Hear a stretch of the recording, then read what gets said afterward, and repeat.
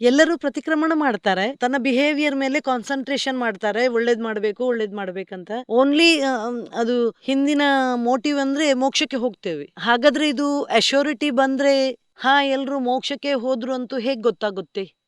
ಅರೆ, ಮೇಲಿನ ಮೋಕ್ಷದ ಮಾತು ಬಿಟ್ಬಿಡಿ. ನಮ್ಗೆ ದುಃಖ ಇಚ್ಛೆ ಇದೆಯಾ ಅಥವಾ ಸುಖ? ಟೆಂಪರರಿ ಸುಖ ಬೇಕಾ ಅಥವಾ ಪರ್ಮನೆಂಟ್ ಸುಖ ಬೇಕಾ ನಿನ್ಗೆ? ಆದ್ರೆ ಅಲ್ಲ, ಪರ್ಮನೆಂಟ್ ಬೇಕಾ ಟೆಂಪರರಿ ಬೇಕಾ? ಅಲ್ಲ, ಎಲ್ರು ಓಡ್ತಿದ್ದಾರಲ್ಲ. ಪರ್ಮನೆಂಟ್ ಬೇಕಾ? ಪರ್ಮನೆಂಟ್ ಸುಖ, ಅದರ ಹೆಸರು ಮೋಕ್ಷ. ಈ ಶಬ್ದವನ್ನು ಅರ್ಥ ಮಾಡಿಕೊಳ್ಳುವ ಅಗತ್ಯವಿದೆ. ನಮ್ಗೆ ದುಃಖ ಇಚ್ಛೆ ಇಲ್ಲದಿದ್ರೆ ದುಃಖದಿಂದ ಮುಕ್ತಿಯಾಗುವ ರಸ್ತೆ ಗೊತ್ತಿರ್ಬೇಕಲ್ಲ.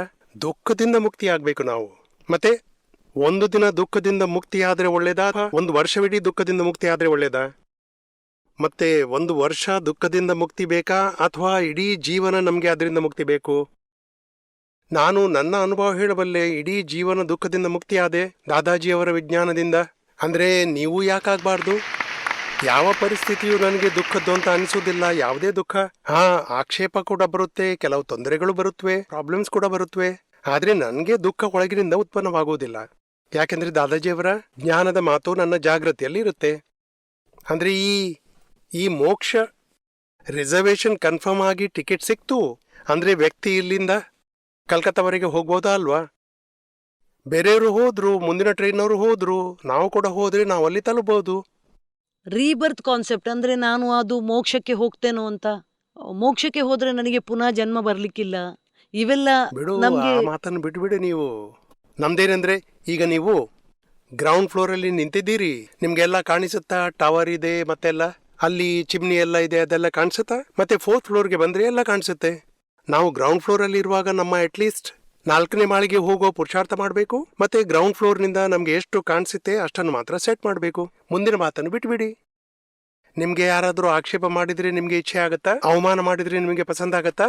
ಅಂದ್ರೆ ಆ ಟೈಮ್ನಲ್ಲಿ ನೀವು ಏನು ಜ್ಞಾನ ತಗೋತೀರಾ, ಯಾವ ಜ್ಞಾನದ ಸೊಲ್ಯೂಷನ್ ಸೆಟ್ ಮಾಡ್ತೀರಿ, ಅದನ್ನು ತಿಳಿದ್ಬಿಡಿ. ಅಷ್ಟು ಸಾಕಾಯ್ತು. ಮುಂದಿನ ಮಾತನ್ನು ಬಿಟ್ಬಿಡಿ. ಬಾಕಿ ಇದು ಎಕ್ಸಿಟ್. ಎಷ್ಟು ರೀಬರ್ತ್ ಕೂಡ ಎಕ್ಸಿಟ್. ಮತ್ತು ಸಿಂಪಲ್ ಇಕ್ವೇಶನ್ ಆಗಿದೆ. ನಾವು ಎಂದು ಇಫೆಕ್ಟ್ ಭೋಗಿಸ್ತಿದ್ದೇವೆ, ಅಜ್ಞಾನತೆಯಿಂದ ನಾವು ಕಾಸಸ್ ಕಟ್ತೇವೆ. ಮತ್ತೆ ಕಾಸಸ್ ಕಟ್ಟದಿದ್ರೆ ಇಫೆಕ್ಟ್ ಬರ್ಲಿಕ್ಕಿಲ್ಲ.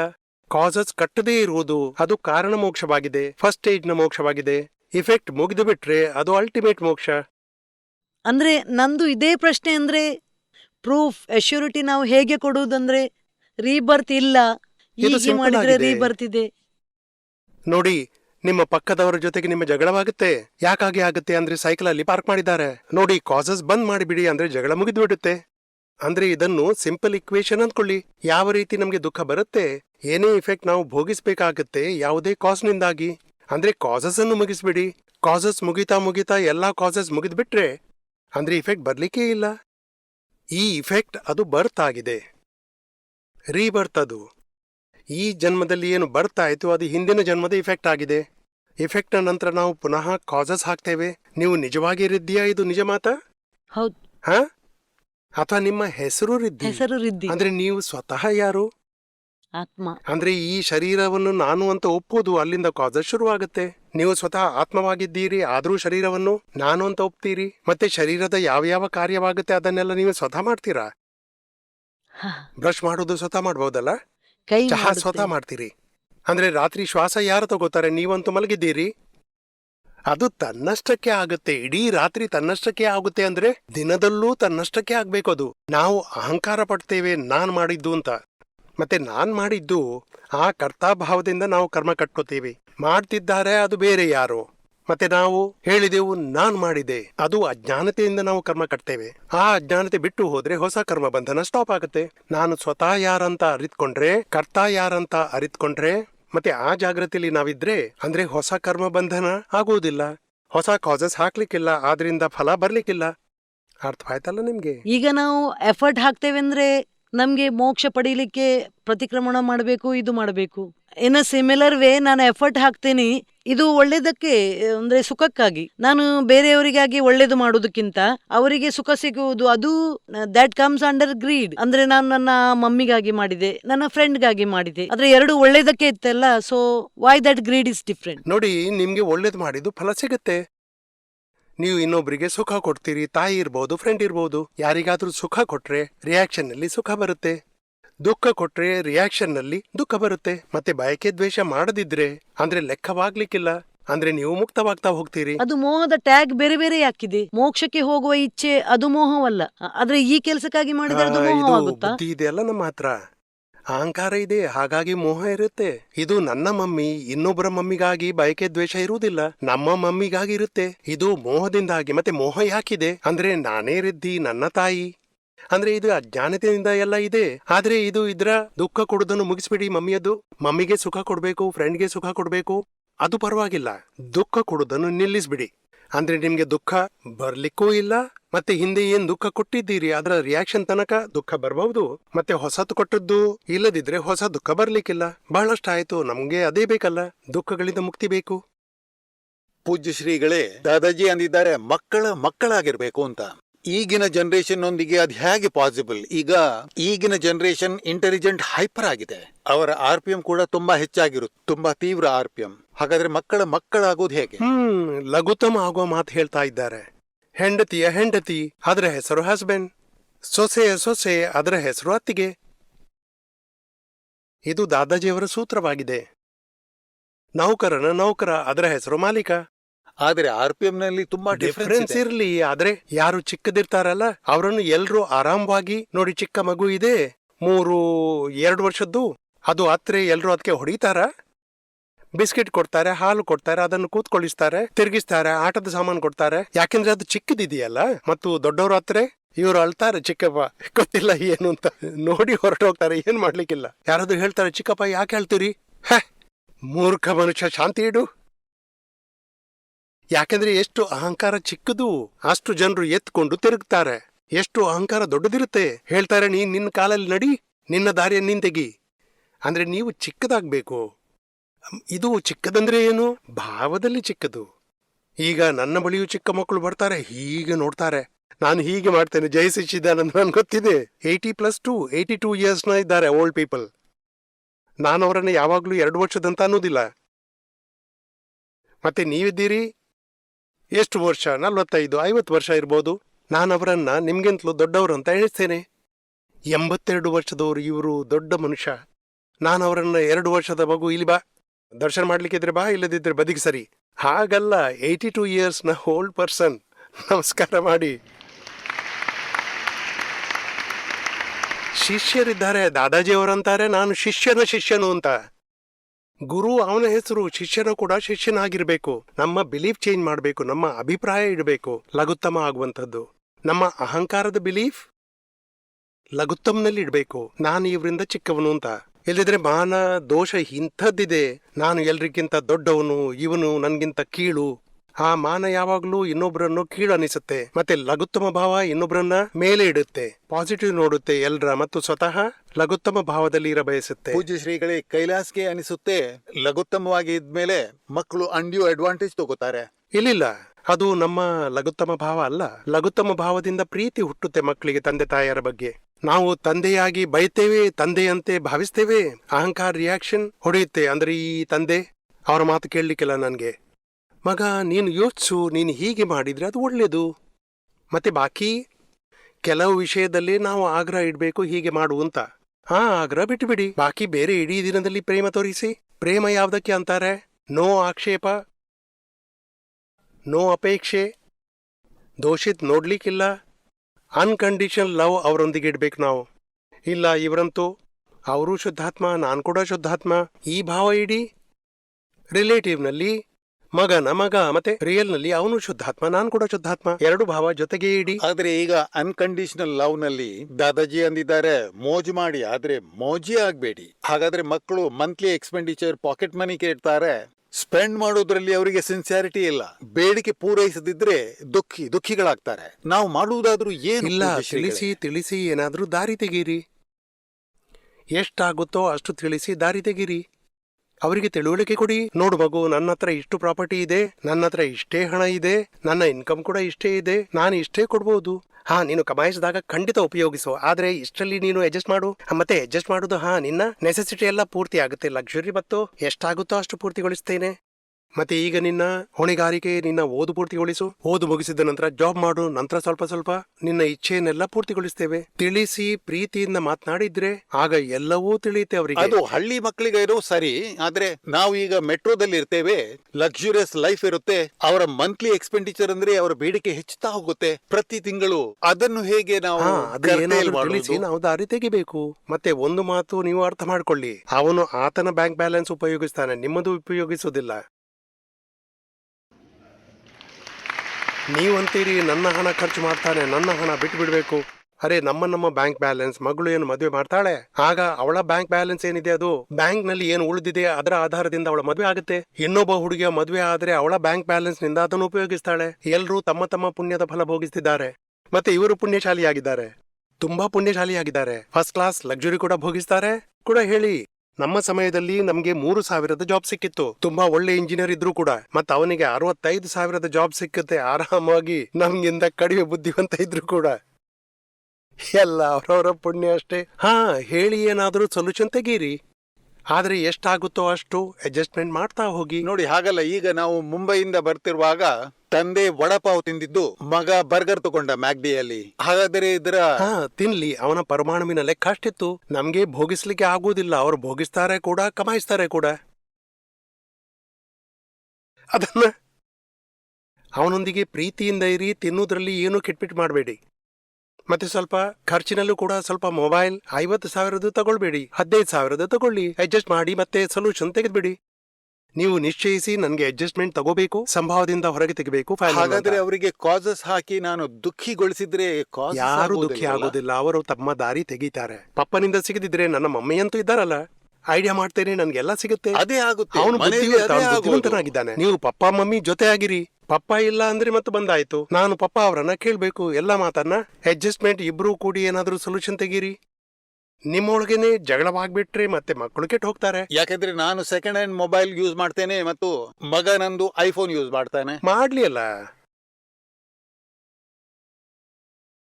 ನೋಡಿ, ಇಬ್ರು ಐಫೋನ್ ಉಪಯೋಗಿಸಿದ್ರೆ ಎಷ್ಟು ಖರ್ಚಾಗ್ತಿತ್ತು? ಒಬ್ಬ 10 ಖರ್ಚು ಮಾಡಬಹುದು, ಇನ್ನೊಬ್ರು 90 ಖರ್ಚು ಮಾಡಬಹುದು. ಎರಡೂ ಕೂಡಿ 50-50 ಆಯ್ತಾ ಇಲ್ವಾ? ಅಂದ್ರೆ ಈ ಬ್ಯಾಲೆನ್ಸ್ ಹೀಗೇನೆ ಇರುತ್ತೆ.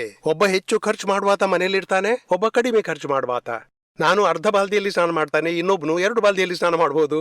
ಎರಡೂ ಕೂಡಿ ಬ್ಯಾಲೆನ್ಸ್ ಆಯ್ತು. ನೀರಿನ ಉಳಿತಾಯ ಕೂಡ ಆಯ್ತು, ನೀರು ನಾರ್ಮ್ಯಾಲಿಟಿಯಲ್ಲಿ ಇರುತ್ತೆ. ಅರೆ, ನಡೀಲಿ ಸಂಸಾರ ಹೇಗೆ ನಡೆಯುತ್ತೋ, ನಾವು ಬಯಕೆ ದ್ವೇಷ ಇಲ್ಲದೆ ವ್ಯವಹಾರ ಮಾಡೋಣ. ಫೈಲ್ ಅದು ಸಂಭಾವದಿಂದ ಹೊರ ಹಾಕ್ಬೇಕು. ಒಂದ್ ವೇಳೆ ನಿಮ್ಗೆ ನಿಶ್ಚಯ ಮಾಡ್ಲಿಕ್ಕಿದ್ರೆ ಅಲ್ಲಿಯವರೆಗೆ ನಿಶ್ಚಯ ಮಾಡಿ. ಅಂದ್ರೆ ಇನ್ನೊಂದು ಜನ್ಮದಲ್ಲಿ ಇದಕ್ಕಿಂತ ಒಳ್ಳೆ ಹುಡುಗ ಸಿಗ್ಲಿ, ಒಳ್ಳೆ ವೈಫ್ ಸಿಗ್ಲಿ. ಮತ್ತೆ ಇನ್ನೂ ಮುಂದಿನ ನಿಶ್ಚಯ ಮಾಡ್ಬೇಕಿದ್ರೆ ಅದನ್ನು ಮಾಡಿ. ಮತ್ತೆ ಈಗ ಏನು ಇದೆ ಅದನ್ನು ಸಂಭಾವದಿಂದ ಹೊರ ತೆಗೀರಿ.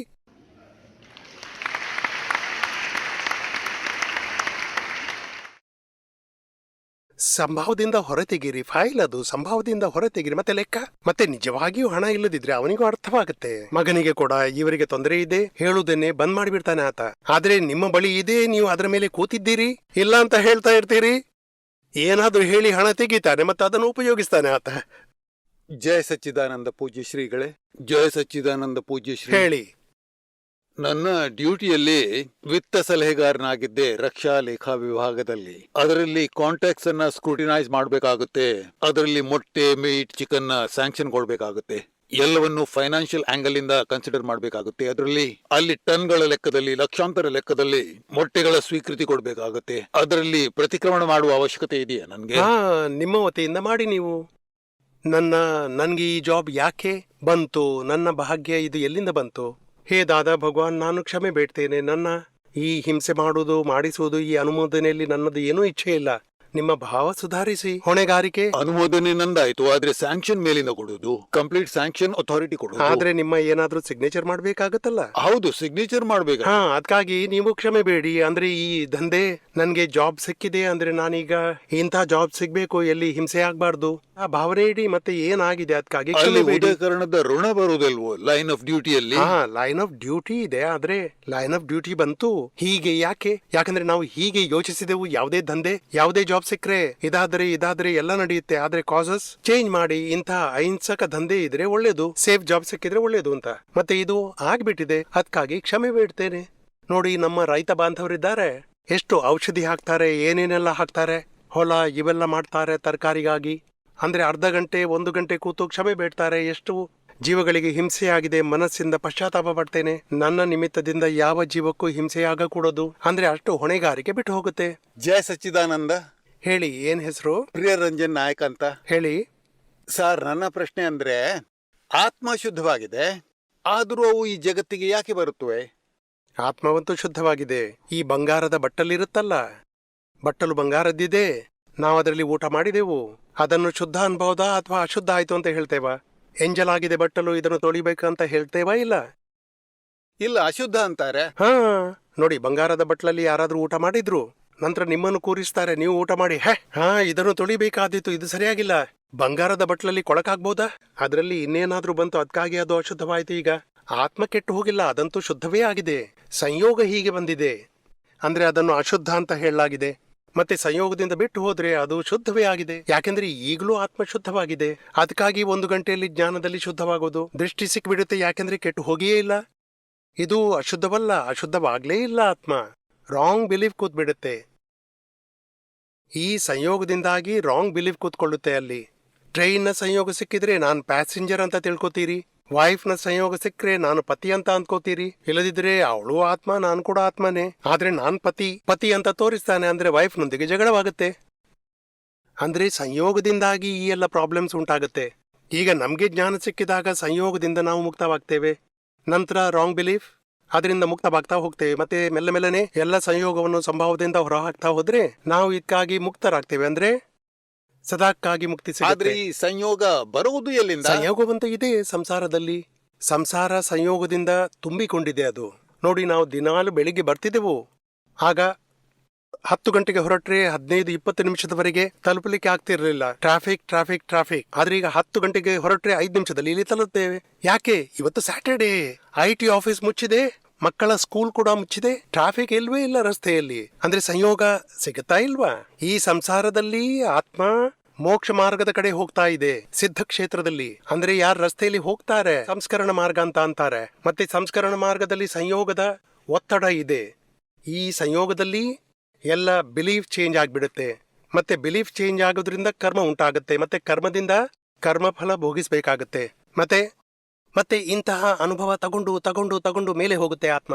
ಯಾವಾಗ ಜ್ಞಾನಿ ಸಿಗ್ತಾರೆ ಆಗ ಈ ವಿಜ್ಞಾನ ಖುಲಾಯಿಸುತ್ತೆ, ಹೇಗೆ ಕರ್ಮವನ್ನು ಬಂದ್ ಮಾಡಿ ಸ್ಟಾಪ್ ಮಾಡ್ಬೇಕು ಅಂತ. ಮತ್ತೆ 1-2 ಅವತಾರದಲ್ಲಿ ಬಿಟ್ಟು ಮೋಕ್ಷಕ್ಕೆ ಹೋಗ್ಬಿಡ್ತಾರೆ. ಈ ಸಂಸ್ಕರಣ ಮಾರ್ಗದಲ್ಲಿ ಸಂಯೋಗದ ಒತ್ತಡ ಇದ್ದೇ ಇದೆ. ಮತ್ತೆ ಕಲಿಯುಗದಲ್ಲಂತೂ ಹೆಚ್ಚು ಒತ್ತಡ ಇರುತ್ತೆ. ಟ್ರಾಫಿಕ್ ಜಾಮ್, ಎಲ್ಲಾ ಜಾಮ್. ಮತ್ತೆ ಮನಸ್ಸಲ್ಲೂ ಯೋಚಿಸ್ತೀರಿ, ಈ ಊಟಕ್ಕೆ ಕೂತ್ಕೋಬೇಕು, ಬೇಡ, ಇಷ್ಟು ಕೆಲಸ ಮುಗಿಸಿ ನಂತರ ಊಟ ಮಾಡ್ತೇನೆ. ನೋಡು, ಈಗ ಸಂಯೋಗ ಬದಲಾಯಿತು. ಮತ್ತೆ ಊಟ ಮಾಡುವಾಗ ಕೂಡ ಬೇರೆ ಏನೋ ಯೋಚಿಸ್ತಾನೆ, ಇನ್ನು ಈ ಮ್ಯಾಚ್ನಲ್ಲಿ ಎಷ್ಟು ಸ್ಕೋರ್ ಆಗಿರ್ಬೇಕು. ಅಂದ್ರೆ ಇಷ್ಟು ಚಂಚಲತೆ ಹೆಚ್ಚಿದೆ ಅಂದ್ರೆ ಸಂಯೋಗದ ಒತ್ತಡ ಹೆಚ್ಚಾಗಿದೆ. ಹೌದು, ಅಟ್ ಎ ಟೈಮ್ ಜಾಗೃತಿ ಬೆಳೆಸ್ಬೇಕಾದ್ರೆ ಏನ್ ಮಾಡಬೇಕು? 5 ಆಜ್ಞೆಯಲ್ಲಿ ಆದ್ರೆ ಈ ಇರಬೇಕು. ಪರ್ಯಾಯ ಬದಲಾಯಿಸ್ತಾ 5 ಇರುತ್ತೆ. ಆಜ್ಞೆಯಲ್ಲಿ ಇರಬೇಕು. ಇಡೀ ದಿನದಲ್ಲಿ 5 ದಿನ ಬೆಳಿಗ್ಗೆ ಎದ್ದು ನಿಶ್ಚಯಿಸಿ 5 ಆಜ್ಞೆಯಲ್ಲೇ ಇರಬೇಕು. ಮತ್ತೆ ಮಧ್ಯಾಹ್ನ, ಸಂಜೆ, ರಾತ್ರಿಗೆ ಮಲಗೋ ಮೊದಲು ಕೂತ್ಕೊಂಡು ಚೆಕ್ ಮಾಡಿ, ಎಲ್ಲಿ 5 ಆಜ್ಞೆ ನನ್ನಿಂದ ತಪ್ಪಾಗಿದೆ, ಎಷ್ಟು ಮಂದಿಯನ್ನು ಶುದ್ಧಾತ್ಮ ನೋಡ್ಲು ಮರ್ತು ಬಿಟ್ಟಿದ್ದೇನೆ, ಒಬ್ಬೊಬ್ಬರನ್ನ ಯೋಚಿಸಿ ರೀಸೆಟ್ ಮಾಡಿಬಿಡಿ. ಎಲ್ಲಿ ವ್ಯವಸ್ಥಿತದ ಆಜ್ಞೆಯ ತಪ್ಪಾಗಿದೆ ಅದನ್ನು ರೀಸೆಟ್ ಮಾಡಿ. ಫೈಲ್ ಯಾರನ್ನು ನೋಡಿದ್ರಿ, ಫೈಲ್ ಸ್ವರೂಪದಿಂದ ನೋಡ್ಲಿಲ್ಲ, ಅದನ್ನು ರೀಸೆಟ್ ಮಾಡಿ. ಸಂಭಾವ ಎಲ್ಲಿ ಇತ್ತು, ಎಲ್ಲಿ ಇರ್ಲಿಲ್ಲ, ಅದನ್ನು ಸೆಟ್ ಮಾಡಿ. ಮತ್ತೆ 5 ಆಜ್ಞೆಯನ್ನು ವಾಪಸ್ ರೀಸೆಟ್ ಮಾಡಿ. ಎಷ್ಟು ಆಜ್ಞೆಯಲ್ಲಿ ನೀವು ಇರ್ತೀರಿ, ಜಾಗೃತಿ ಟಾಪ್ಗೆ ಹೋಗುತ್ತೆ. ದಿನಾಲು 5 ಆಜ್ಞೆಯಲ್ಲಿ ಎಲ್ಲಿ ತಪ್ಪಾಗುತ್ತೆ, ಮರುದಿನ ಬೆಳಿಗ್ಗೆ ನಿಶ್ಚಯಿಸಿ ಎಷ್ಟೆಲ್ಲ ಆಜ್ಞೆ ತಪ್ಪಾಗ್ಬಿಡುತ್ತೆ. ಹಾಗೆ ಆಗ್ಬಾರ್ದು, ಇಂದಿನಿಂದ ನಾನು ದೃಢ ನಿಶ್ಚಯ ಮಾಡ್ತೀನಿ, ಎಕ್ಸಾಕ್ಟ್ 5 ಆಜ್ಞೆಯಲ್ಲೇ ಇರ್ತೇನೆ. ಮತ್ತೆ ಹೇಗೆ ಇರುವುದು ಅದನ್ನು ಸ್ವಲ್ಪ ಯೋಚಿಸಿ, ಸಾಮಾಯಿಕದಲ್ಲಿ ಸ್ಟಡಿ ಮಾಡಿ ನಿಶ್ಚಯ ಮಾಡಿ, ಈ ಪ್ರಕಾರ ನನ್ಗೆ ಆಜ್ಞೆಯಲ್ಲೇ ಇರಬೇಕು. ಮತ್ತು ಎಷ್ಟು ಆಜ್ಞೆಯಲ್ಲಿ ಇರ್ಲಿಕ್ಕೆ ಆಗ್ಲಿಲ್ಲ, ವಾಪಸ್ ನಿಶ್ಚಯಿಸಿ ಆಜ್ಞೆಯಲ್ಲೇ ಇರಬೇಕು ಅಂತ. ಅಂದ್ರೆ ಹೀಗೆ 3 ವರ್ಷ ಆದ್ರೆ ನಿಮ್ಮ ಜಾಗೃತಿ ಟಾಪ್ ನಲ್ಲಿ ಹೋಗುತ್ತೆ. ಸರಿ, ದಾದಾಜಿ ಹೇಳ್ತಾರೆ, ನಿಮ್ಗೆ ಯಾರಾದ್ರೂ ಗೆಳೆಯರಿದ್ರೆ ಅವರಿಗೆ ನೀವು ಸಮರ್ಪಣ ಭಾವನದಲ್ಲಿ ಕಾಗದದಲ್ಲಿ ಬರೆಯಿರಿ ಮತ್ತು ಸಮರ್ಪಣ ಇದಂತೂ ಭಾವನೆ ತುಂಬಾ ಮಾಡಿ. ಹೆಚ್ಚು. ಬುದ್ಧಿ ಇಡೀ ದಿನ ಇನ್ನೊಬ್ಬರನ್ನ ದೋಷಿತ ಹೇಳುತ್ತೆ, ಅದಕ್ಕಾಗಿ ಇದು ಉಪಾಯ. 1 ಬಾರಿ ಕಾಗದದಲ್ಲಿ ಬರೀರಿ, ಅಂದ್ರೆ ತಲೆಯಿಂದ ಹೊರಟು ಹೋಗುತ್ತೆ. ದಾದಾ ಅವರಿಗೆ ಅರ್ಪಿಸಿ, ಮತ್ತೆ ಮೆಲ್ಲನೆ ಮತ್ತೆ ಜಾಗೃತಿ ಹೆಚ್ಚಿಸಿ. ಒಂದೊಂದು ದೋಷವನ್ನು ತೊಳಿತಾ ಹೋದ್ರೆ ಜಾಗೃತಿ ಹೆಚ್ಚಾಗುತ್ತೆ. ಇದು ಪರ್ಮನೆಂಟ್ ಉಪಾಯವಲ್ಲ, ಇದು ಸ್ವಲ್ಪ ಟೆನ್ಷನ್ ರಿಲೀಸ್ ಮಾಡುವ ಉಪಾಯ. ಸರಿಯಾದ ಉಪಾಯ ಅಂದ್ರೆ ಬೇರೆಯಾಗಿರಿ. ಸೋನಲ್ನ ಕೈಯಿಂದ ಒಂದೊಂದು ಪ್ರತಿಕ್ರಮಣ ಮಾಡಿಸಿ. ಮೆಲ್ಲ ಮೆಲ್ಲನೆ ಒಂದು ಅರ್ಧ ಗಂಟೆ ಕೂತ್ಕೊಂಡು ಸಾಮಾಯಿಕದಲ್ಲಿ ಪ್ರತಿಕ್ರಮಣದಲ್ಲಿ ಅಂದ್ರೆ ನೀವು ಹೊರಗೆ ಬರ್ತಾ ಹೋಗ್ತೀರಿ. ಹೌದು. ಜೈ ಸಚ್ಚಿದಾನಂದ್. ನಾನು ಜ್ಞಾನ ಪೂಜ್ಯ ಶ್ರೀ ನಿರುಮಾ ಅವರಿಂದ ತಗೊಂಡಿದ್ದೆ. ಆದರೆ ನನಗೆ ಚರಣವಿಧಿಯಲ್ಲಿ ಮತ್ತೆ ಮನಸ್ಸನ್ನು ಒಳಗಿಂದ ಹಚ್ಚಕ್ಕಾಗಲ್ಲ. ಅದಕ್ಕೆ ನೀವು ನನಗೆ ಮಾರ್ಗದರ್ಶನ ಕೊಡ್ತೀರಾ? ಇಲ್ಲ, ಅದು ಅಂದ್ರೆ ಅದರ ಇಂಪಾರ್ಟೆನ್ಸ್ ನೀವು ತಿಳಿದ್ಬಿಟ್ರಿ. ಇದರ ಇಂಪಾರ್ಟೆನ್ಸ್ ತಿಳಿರಿ. ಚರಣವಿದ್ಯೆಯ ಇಂಪಾರ್ಟೆನ್ಸ್ ಏನು ಅಂತ. ಆಯ್ತು. ಇದರಲ್ಲಿ ಎಷ್ಟು ಮಹತ್ವ ಇದೆ ನೋಡಿ. ನಮ್ಗೆ ಬುದ್ಧಿ ಮತ್ತು ಅಹಂಕಾರದಿಂದ ಹೊರಬರ್ಬೇಕಾ ಹೆಚ್ಚಿಸ್ಬೇಕಾ? ಹೊರಬರ್ಬೇಕು. ಅಂದ್ರೆ ಬಿಡುಗಡೆ ಆಗ್ಲಿಕ್ಕೆ ಔಷಧಿ ಇದೆ. ಈ ಔಷಧಿ ತಿಂದ್ರೆ ಕ್ರೋಧ, ಮಾನ, ಮಾಯೆ, ಲೋಭ ಎಲ್ಲ ಹೊರಟು ಹೋಗುತ್ತೆ. ಅಹಂಕಾರ, ಮಮತೆ ಡಿಸಾಲ್ವ್ ಆಗುತ್ತಾ ಹೋಗುತ್ತೆ. ಬುದ್ಧಿ, ಅಹಂಕಾರ ಮಧ್ಯೆ ಬರುದು ಬಿಟ್ಟು ಹೋಗುತ್ತೆ. ಇದಕ್ಕೆ ಉಪಾಯ ಇದುವೇ ಆಗಿದೆ ಮತ್ತು ಅದುವೇ ನಮ್ಮ ಪ್ರಕೃತಿ. ಯಾವಾಗಲೂ ನಿಯಮ ಅಂದ್ರೆ ಏನು? ಒಬ್ಬ ವ್ಯಕ್ತಿಗೆ ಏನಾದ್ರೂ ರೋಗ ಇದೆ, ರೋಗ ಯಾವುದರಿಂದ ಬರುತ್ತೆ? ಹೆಚ್ಚು ಟೊಮೆಟೊ ಸೂಪ್ ಕುಡಿಯೋದ್ರಿಂದ. ಆಗ ಹೆಚ್ಚು ಹುಳಿ ತಿಂದ್ರೆ ಅವನಿಗೆ ರೋಗ ಬರುತ್ತೆ. ಅಂದ್ರೆ ಅವನ ಪ್ರಕೃತಿ ಹೆಚ್ಚು ತಿನ್ನುತ್ತಾ ಇರುತ್ತೆ ಟೊಮೆಟೊ. ಡಾಕ್ಟರ್ ಹೇಳ್ತಾರೆ ಇದನ್ನು ಬಿಟ್ಬಿಡಿ. ಇಲ್ಲಿಲ್ಲ, ಇದು ನನ್ನಿಂದ ಸಾಧ್ಯವಿಲ್ಲ. ಮತ್ತೆ ಅದೇ ರೋಗ ಅವನನ್ನು ಎಳೆಯುತ್ತೆ. ನೋವೇ ಹೀಗಿರುತ್ತೆ, ಹೆಚ್ಚು ತಿಂತಾ ಹೋಗ್ತಾನೆ, ರೋಗ ಹೆಚ್ಚಾಗುತ್ತಾ ಹೋಗುತ್ತೆ. ಅಂದ್ರೆ ಈ ನಿಯಮ ಏನು ಅಂದ್ರೆ ನಮ್ಗೆ ಕ್ರೋಧ, ಮಾನ, ಮಾಯ, ಲೋಭದ ಡಿಸಾಲ್ವ್ ಆಗುವ ಔಷಧಿ ಚರಣವಿದೆಯಲ್ಲಿದೆ. ಅಂದ್ರೆ ನಮ್ಮ ರೋಗ ಅದನ್ನು ಮಾಡ್ಲಿಕ್ಕೆ ಬಿಡ್ಲಿಕ್ಕಿಲ್ಲ. ಮತ್ತೆ ಜಗಳ ಮಧ್ಯೆ ಬರುವುದು ಅದನ್ನೇ ಮಾಡಿಸುತ್ತೆ. ನಾವು ದುಃಖಿ ಆಗ್ತಾ ಇರ್ತೇವೆ. ಚರಣವಿಧಿ ಮಾಡ್ಲಿಕ್ಕೆ ಬಿಡ್ಲಿಕ್ಕಿಲ್ಲ. 24 ಗಂಟೆಯಲ್ಲಿ 20 ನಿಮಿಷ ತೆಗೆಯಲು ಬಿಡುವುದಿಲ್ಲ ಅದು ಪ್ರಕೃತಿ ನಮ್ಗೆ. ಹೀಗೆ 2 ಗಂಟೆ ಟಿವಿ ನೋಡ್ತೇವೆ, 2 ಗಂಟೆ ಹೀಗೇನೆ ಮಾತಾಡ್ತೇವೆ, 2 ಗಂಟೆ ಅಲ್ಲಿ ತಿರುಗಾಡ್ತೇವೆ. ದಣಿವೆ ಆಯ್ತು, ನಾನು ಮಲಗ್ತೇನೆ. ಮತ್ತು 8 ಗಂಟೆ ಮಲಗ್ತಾ ಹೋಗ್ತಾನೆ. ಅಂದ್ರೆ ದಿನದಲ್ಲಿ ಆತ್ಮಕ್ಕಾಗಿ ಮಾಡಿದ್ದೇನು? ಈ ಪ್ರಕೃತಿಯೇ ನಮ್ಮ ಕ್ರೋಧ, ಮಾನ, ಮಾಯ, ಲೋಭ ದಾರಿಯಲ್ಲಿ ನಮ್ಮನ್ನು ಚಲಾಯಿಸ್ತಾ ಇರುತ್ತೆ. ನಾವೇ ಅದಕ್ಕೆ ವಿರುದ್ಧವಾಗಿ ಹೋಗ್ಬೇಕು, ಪುರುಷಾರ್ಥ ಮಾಡಬೇಕು. ಮತ್ತೆ ಸಾಕಷ್ಟು ಜೀವನದಲ್ಲಿ ಕಷ್ಟ ತೊಂದರೆಗಳು ಬರ್ತಾ ಇದ್ವು. ಈ 2 ದಿನದ ಸತ್ಸಂಗದಲ್ಲಿ ಅದರ ಉತ್ತರ ಎಲ್ಲ ತಿಳಿಯಿತು ನಂಗೆ. ಅದಕ್ಕೆ ನಾನು ನಿಮಗೆ ಋಣಿಯಾಗಿದ್ದೇನೆ. ಒಳ್ಳೆಯದು. ಜಯ ಸಚ್ಚಿದಾನಂದ. ಜಯ ಸಚ್ಚಿದಾನಂದ.